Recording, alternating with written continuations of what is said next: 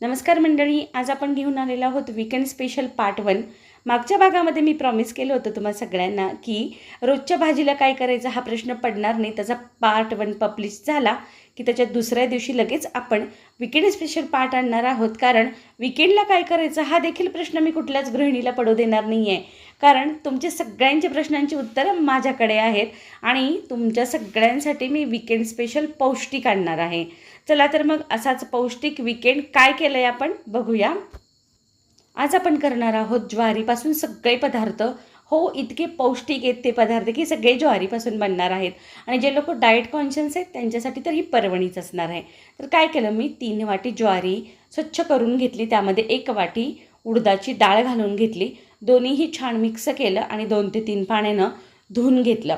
आता ही प्रोसेस मी सकाळी केली होती, त्यानंतर रात्री मी म्हणजे 8 ते 10 तासांनी त्यातलं पहिलं पाणी काढून टाकलं, परत एकदा ज्वारी आणि डाळ धुवून घेतली आणि मिक्सरमध्ये थोडं थोडं घालून असं रवाळ वाटून घ्यायचं आहे आपल्याला।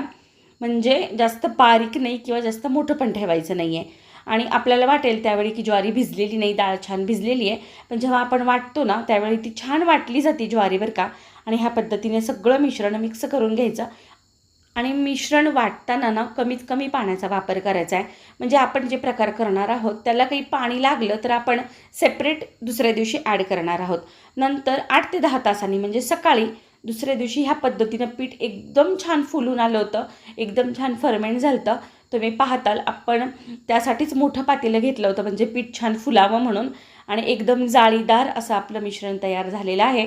सध्या वातावरण देखील खूप गरम आहे, त्यामुळे देखील पीठ छान फुगतं बरं का। आणि आपण वाटल्यानंतर मीठ किंवा सोडा काही घातलं नाही, एकदम हलकं असं आपलं सगळं मिश्रण तयार झालेलं आहे।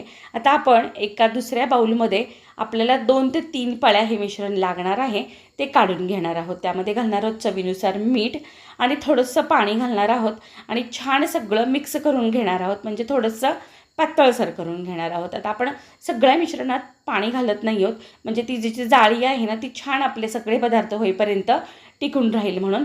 जसं जसं आपल्याला लागणार आहे मिश्रण तसं तसं आपण पाणी ॲड करत जाणार आहोत। नंतर आपले इडलीचे जे साच्याच्या प्लेट आहेत त्याला ह्या पद्धतीने तेल लावून घेतलं, त्यामध्ये मिश्रण घालून घेतलं आणि मीडियम आचेवरती आपण इडल्या वाफवून घेणार आहोत। अतिशय हेल्दी आणि अतिशय टेस्टी अशा ह्या इडल्या होतात बरं का। अगदी आपली डाळ तांदळाची इडली होते ना त्या पद्धतीच्या त्याच तोड ह्या इडल्या होतात। 15 मिनिटानंतर थोडंसं थंड करून घेतलं आणि तुम्ही पाहताल आपली इडली एकदम छान सगळ्या निघालेल्या पण आहेत आणि फुललेल्या पण आहेत आणि चव जास्त बदल लागत नाही, एकदम भन्नाट येते। पण माझा इथे एक अनुभव आला की तुम्ही ना ज्यावेळेस इडलीचं पीठ पाणी घालून मिक्स करताल त्यावेळी चिमूटभर सोडा नक्की ॲड करा, म्हणजे आणखीन आतपर्यंत फ्लपी होतील। ज्या मला वाटलं नाही करताना, म्हटलं ज्यावेळेस आपला ऑडियन्स हा पदार्थ करून बघेल त्यावेळी खरं खरं ओपिनियन द्यायचं, म्हणून मला स्वतःचा अनुभव असा आला की चिमूटभर सोडा ॲड करायला हवा होता। चिमूटभर सोड्याने काही फरक पडत नाही, पण इडल्या मऊसूत होतात। ह्या पण झाल्या पण आणखीन छान होतील। नंतर मी 2 पळी मिश्रण दुसऱ्या बाउलमध्ये काढून घेतलं, त्यामध्ये हिरवी मिरचीचे तुकडे, किसलेलं गाजर आणि थोडासा कांदा घातला, बारीक चिरलेलं, चवीनुसार मीठ घातलं, पाणी घातलं, कोथिंबीर घातली, सगळं छान मिक्स करून घेतलं। आता ह्याचे आपण आप्पे करणार आहोत आणि आप्पे करताना ना हा अनुभव आला नाही जो इडलीच्या वेळेस आला, कारण ह्याच्यामध्ये आपण भाज्या पण ॲड केल्या त्यामुळे आप्पे अगदी छान झाले बरं का। आप्पे पात्राला तूप लावून घेतलं आणि सर्व मिश्रण मी आप्पे पात्रामध्ये घालून घेतलं आणि मीडियम गॅसवरती सगळे आप्पे मी छान दोन्ही बाजूने भाजून घेतले। तुम्ही पाहताल जेव्हा गॅस चालू केला तेव्हा लगेच 5 मिनिटात आपले आप्पे असे फुगून वर आले होते आणि एकदम असे टमटमीत फुगले होते आणि आतपर्यंत फ्लपी झाले होते। आपण थोडंसं भाज्या पण ॲड केल्यामुळे की नाही कदाचित आतपर्यंत मऊ झाले असतील, जे आपण इडलीला केलं नव्हतं ती मऊसूत वाटली नाही, म्हणून म्हटलं चिमूटभर सोडा नक्की ॲड करा। छान आपले आप्पे तयार झाले, चटणीसोबत सर्व करा। असे हेल्दी आप्पे आणि आतपर्यंत जाळी पडलेली आहे, हे पाहताल तुम्ही। अतिशय छान असे आपले आप्पे झालेले आहेत। आता चला बघूया पुढचा पदार्थ कोणता आहे तो।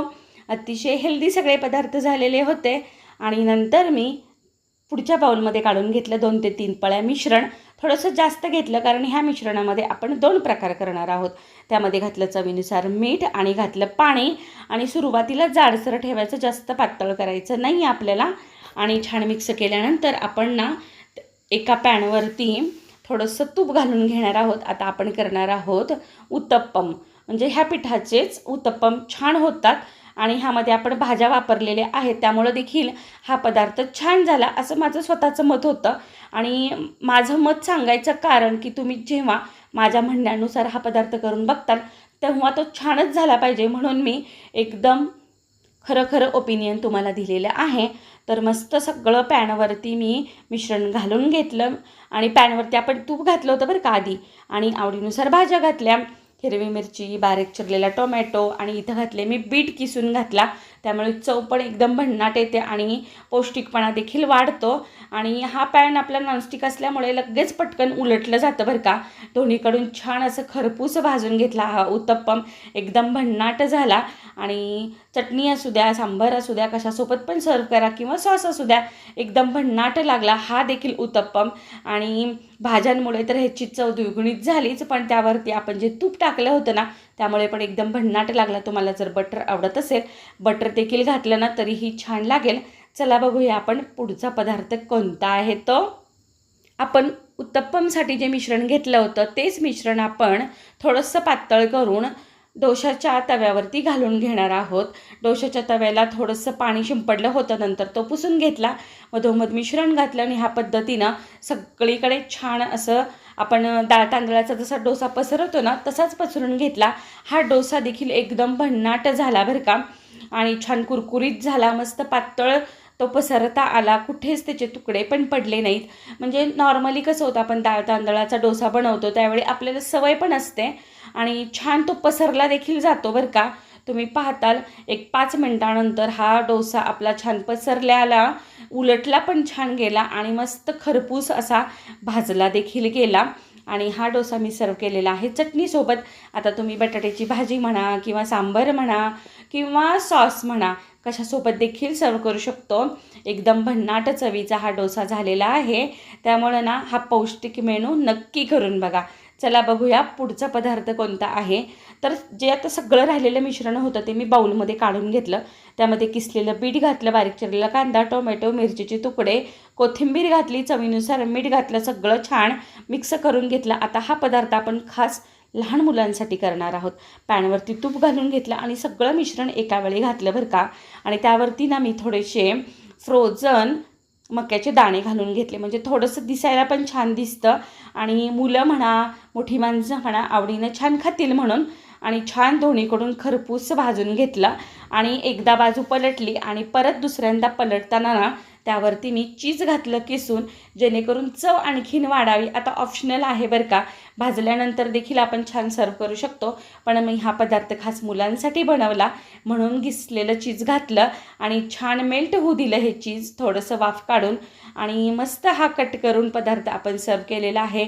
सॉस असू द्या, चटणी असू द्या किंवा नुसतं देखील खाऊ शकतो. एकदम भन्नाट लागला आणि पौष्टिक तर आहेच, मुलं आवडीने खातील, भाज्या पोटात जातील. तर तुम्हाला कोणता माझा वीकेंड स्पेशल मेनू आवडला कमेंट करून नक्की सांगा. आणि अजूनही चॅनलला सबस्क्राईब केलं नसेल तर पटकन करा. आपण रोज नवीन मेनू घेऊन येत असतो. व्हिडिओ पाहिल्याबद्दल खूप मनापासून धन्यवाद.